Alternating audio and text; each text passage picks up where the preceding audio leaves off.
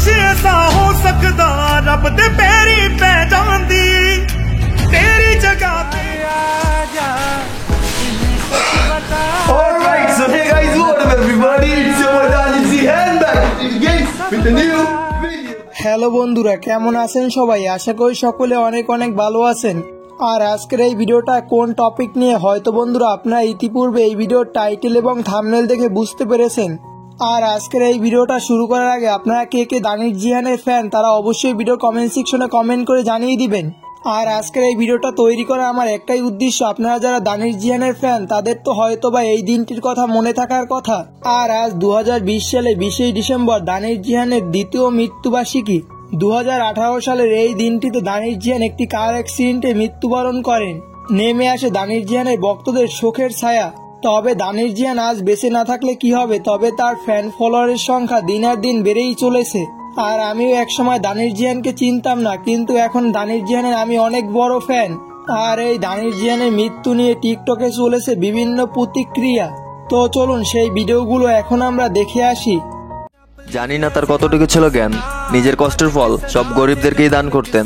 ধনী গরিব সবাইকে সে সমানভাবেই দেখতেন। সে আর কেউ না, আমাদের প্রিয় দানিশ জিহান।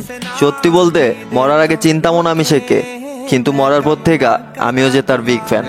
আমিও তো তার এক বিগ ফ্যান। 2018 সালে 20 ডিসেম্বর যখন আসে তার মৃত্যুর খবর, লাখো মানুষের মাঝে এসে যায় সুখের ছায়া।